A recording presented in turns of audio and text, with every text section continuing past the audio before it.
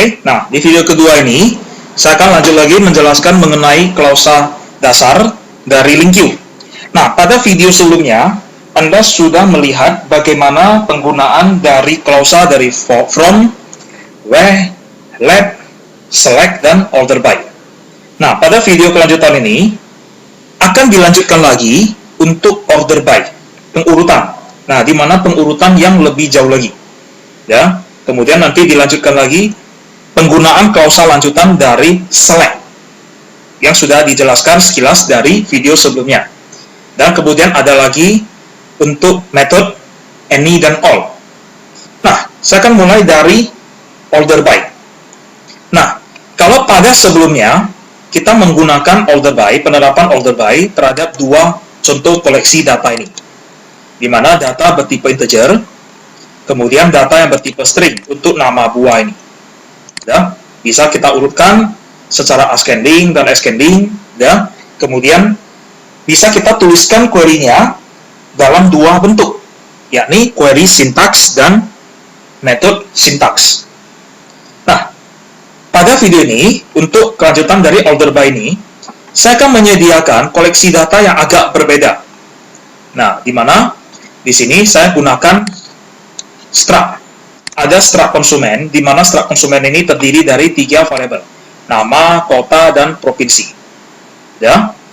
Kemudian saya deklarasikan satu koleksi data list yang bertipe konsumen, dan di dalamnya secara langsung saya sudah isikan 12 nama konsumen sesuai dengan struct.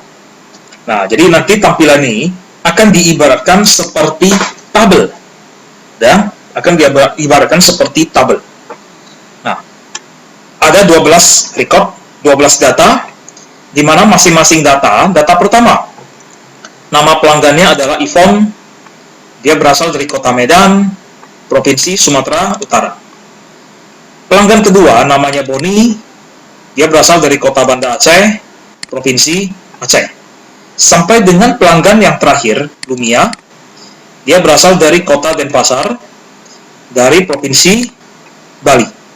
Nah, jadi disediakan ada 12 data record. Oke.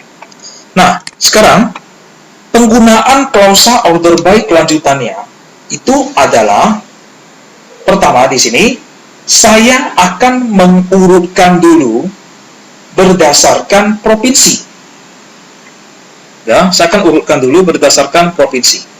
Nah, bisa Anda lihat dari provinsi ini, provinsinya tersebut ada berapa nilai? Ada Sumatera Utara, ada Aceh, ada Jawa Barat, Jakarta, dan Bali.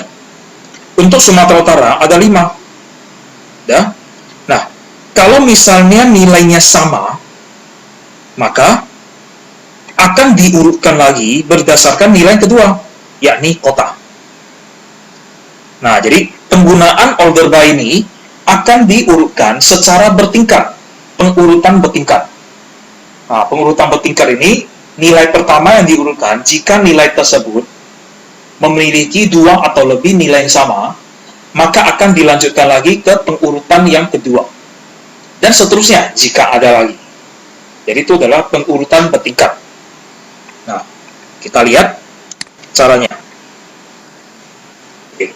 Saya akan tuliskan var hasil sama dengan ini secara query syntax dulu ya, from i in pelanggan, kemudian order by order by provinsi, i dot provinsi. Setelah itu select i, kembalikan i. Nah, kemudian saya cetak for each pelanggan, konsumen ya. Tipenya adalah konsumen karena i mewakili variabel pelanggan, di mana pelanggan ini bertipe konsumen. Jadi dikembalikan langsung i juga, maka dia bertipe konsumen. Oke, konsumen i in hasil. Dan perulangan untuk setiap nilai yang ada di variabel hasil. Nah, setelah itu saya cetak console.line. Kurawal 0, kemudian Kurawal 1, kemudian Kurawal 2. Nah, untuk 0 itu adalah nama, 1 itu adalah kota, dan 2 itu adalah provinsi. Oke, kita lihat. Nah, dari hasil ini, kita coba perhatikan dulu. Sumatera Utara ada 5 nilai, yang nilainya sama kan? Nah, karena pengurutan ini hanya berdasarkan provinsi aja, maka baik nama maupun kota tidak dilakukan pengurutan. Ya? Nah, sekarang saya mau untuk nilai yang sama nih, seperti ini Sumatera Utara. Jika nilai sama, maka akan diurutkan berdasarkan kota. Ya. Untuk Aceh ada 3. Akan diurutkan berdasarkan kota kalau nilainya sama. Oke. Saya gabung lagi. Diberikan pemisah koma. I dot kota. Jika provinsi memiliki 2 atau lebih nilai yang sama, maka akan diurutkan secara ascending berdasarkan kota. Kita lihat. Sumatera Utara, nilai sama. Nah, maka diurutkan berdasarkan kota. Medan, baru Sibolga. Yang Aceh, Banda Aceh, baru Melambo. B, baru M. M, baru S. Ya. Nah, kemudian kita lihat lagi. Untuk Medan ini, ada 3. Sekarang saya maunya, kalau ini sama, baru diurutkan berdasarkan yang ketiga nama. Ini I, D, dan E. Kalau sudah diurutkan berdasarkan nama secara ascending, harusnya D-nya di atas, kemudian dilanjutkan D-nya dulu, baru E, baru I. Ya? Nah, kita lihat. Nah, setelah kota, baru I dot nama.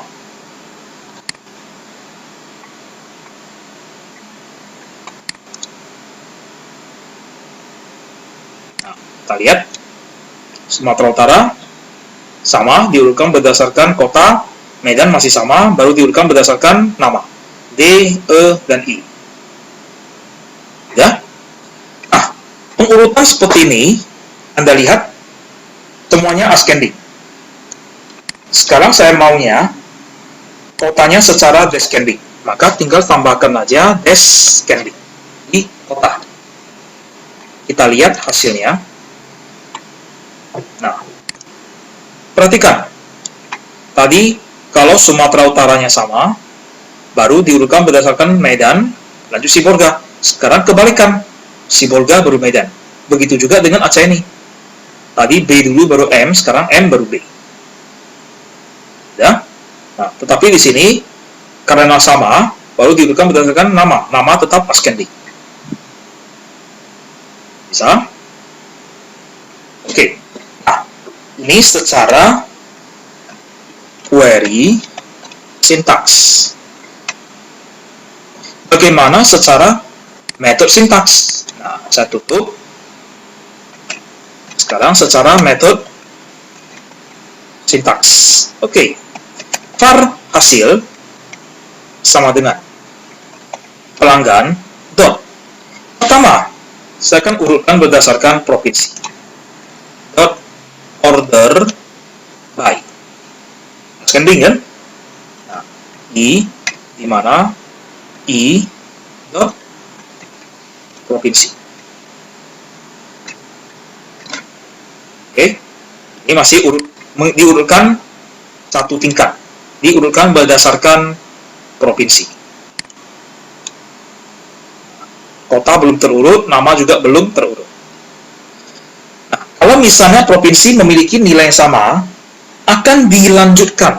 Nah, perhatikan, dot, then, by. Bukan lagi order by, tetapi dot, then. Ada 2 pilihan, then by atau then by descending. Nah, kalau pada query sintaks di atas ini, secara descending untuk kota. Maka saya pilih then by descending untuk I, di mana I dot kota. Kita lihat. Nah, perhatikan untuk kotanya. Kotanya sudah descending.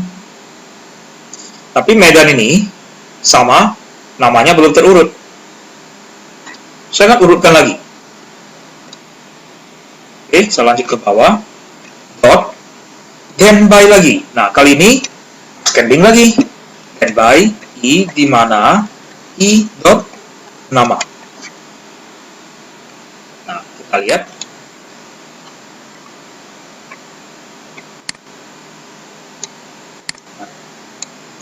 Medan, D, E, dan I. Sama, seperti yang di query syntax. Nah, itu adalah untuk penggunaan dari order by bertingkat secara query syntax dan metode syntax. Nah, berikutnya penggunaan select kelanjutannya. Ya. Oke, ini saya tutup. Sekarang saya balik lagi ke query syntax. Ya, untuk penggunaan select. Nah, di ini dia memiliki 3 field. Apa saja? Nama, kota, provinsi. Nah, sekarang yang saya maunya di sini, ya, saya hanya mengembalikan salah satunya aja. Nama, kota, atau provinsi. Misalnya, contohnya, order by-nya saya hapus. Nah, misalnya, saya mengambil dari Sumatera. I dot provinsi sama dengan Sumatera Utara. Ya, di mana provinsi adalah Sumatera Utara. Dan saya hanya menginginkan I dot nama. Hanya kembalikan nama aja. Nah, nama ini bertipe apa? Bertipe string. Ya, maka ini saya ganti menjadi string. Nah, kita lihat. Cetak I. Hanya yang berasal dari Sumatera Utara. Oke, ada 5 pelanggan yang berasal dari Sumatera Utara. Coba kita cek. Cocok nggak? Form. Sumatera Utara, Gali, Sumut, Denada, Sumut, Celia, Sumut, dan Efrida, Sumut. Ya. Kita bisa mengembalikan select sesuai dengan field atau variabel yang kita inginkan. Ya. Nah, bisa juga kita mengembalikan field yang baru. Contohnya. Oke, saya tutup. Ya, ini juga saya tutup. Kita kembali ke variabel data yang bertipe integer. Nah, misalnya seperti ini. var hasil sama dengan from I in data untuk setiap nilai yang dibaca dari variabel data. Let A sama dengan I kali 2. Let B sama dengan I tambah 2. Ya, setelah itu select. Nah, saya akan mengembalikan beberapa nilai. Misalnya nilai A besar itu sama dengan I. Ya, I besar itu adalah A kecil, B besar itu adalah B kecil, dan D besar itu adalah A ditambah B. Jadi akan dikembalikan 4 nilai. For each var I in hasil. Kita akan lihat. Console.line Lawan 0, 1, 2, dan 3. Ada 4 nilai. I dot A Kita kupas saja biar lebih cepat. B, C, dan D. Jadi misalnya kan, contohnya I saat mewakili 40. Maka variabel A-nya adalah kali 2, 80. B-nya, ini bukan kali ya, tambah maksudnya. Ya. Kalau I-nya adalah, misalnya contohnya di sini, I-nya adalah 40, maka A-nya itu harusnya adalah 80, D-nya itu harusnya adalah I tambah 2 kan, 42. Berarti untuk D-nya nih, harusnya adalah 80 tambah 42, 122. Harusnya. Oke, kita lihat. Apakah memang seperti itu? Nilai pertama adalah 122. Nah, ini dia.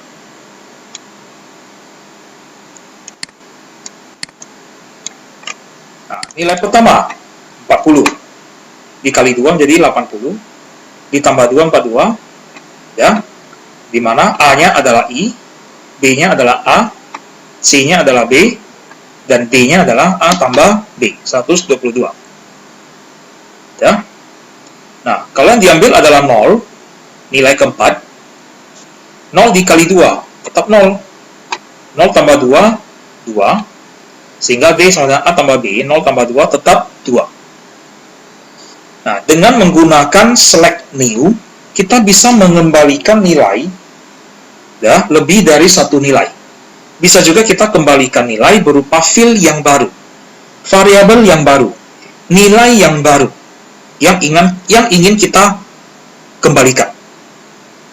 Nah, itu adalah penggunaan kelanjutan dari select. Jadi dengan adanya select new, maka kita mengembalikan nilai yang lebih dari satu nilai atau mungkin nilai yang baru. Oke. Nah, sampai di sini Anda sudah melihat penggunaan kelanjutan dari order by, yakni pengurutan bertingkat. Setelah itu penggunaan kelanjutan dari select. Nah, berikutnya lagi yang terakhir dari video ini, operator any dan all. Ya. Nah, tadi sudah Anda lihat order by, select, sekarang any dan all. Ya. Operator any dan all. Oke, apa fungsi dari any dan all ini? Saya akan menggunakan data. Ya. Ini saya tutup. Any dan all, dia hanya mengembalikan nilai berupa true ataupun false. Ya, bisa hapus. Nah, misalnya contohnya seperti ini. Betul.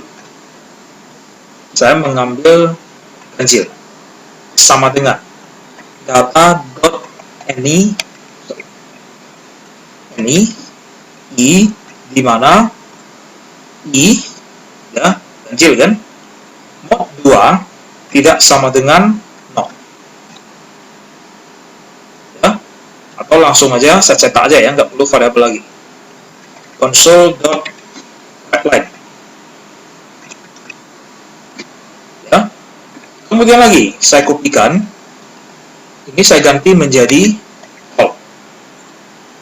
Nah, artinya ya, perhatikan, jika perintah any apabila salah satu dari nilai ini, dari nilai data i mod 2 tidak sama dengan 0, ini artinya bilangan ganjil.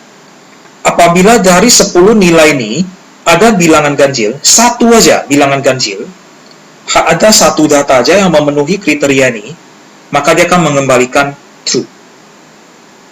Sedangkan kalau all, semuanya, bukan satu aja ya, semuanya adalah ganjil, maka dia akan mengembalikan true. Ya, nah itu bedanya. Jadi kalau tadi any, cukup satu dari 10 nilai ini adalah ganjil, maka dia sudah true. Kalau tidak ada satupun yang ganjil, barulah dia akan mengembalikan false. Sedangkan kalau all, jika semua nilai adalah ganjil, dia mengembalikan true. Satu saja tidak ganjil, maka dia akan mengembalikan false. Nah, kita lihat. True dan false. Pertama true, any true. Kenapa? 47 ganjil. Sudah ada nilai ganjil, maka true. Dia nggak perlu cek lagi. Nah, sedangkan yang kedua, yang nilai pertama aja sudah tidak memenuhi bilangan ganjil, maka false. Ya, oke. Sekarang saya ganti seperti ini. 40 menjadi 1, ini menjadi 1, 1, 9, 9. Semua ganjil ya. Ya. Nah, semua ganjil. Kalau yang pertama ini sudah pasti true. Cukup satu aja ganjil, dia udah true. Sedangkan ini, apakah true atau false? Dia sudah menjadi true. Karena semuanya ganjil. Ya. Saya balikkan lagi. Ini menjadi 38. Satu aja genap. All-nya menjadi false. Ya. Nah, kemudian saya balikkan lagi ke kondisi awal. Nah, jika semuanya saya ganti menjadi genap, ini menjadi 14, ini menjadi 28, ini menjadi 26. Semuanya genap. Apakah ada bilangan genap? Apakah ada bilangan ganjil? Sorry. Kita lihat. Nah. Oh, sorry. Ini ada satu yang 4. Ini 20. Oke, saya ulangi lagi.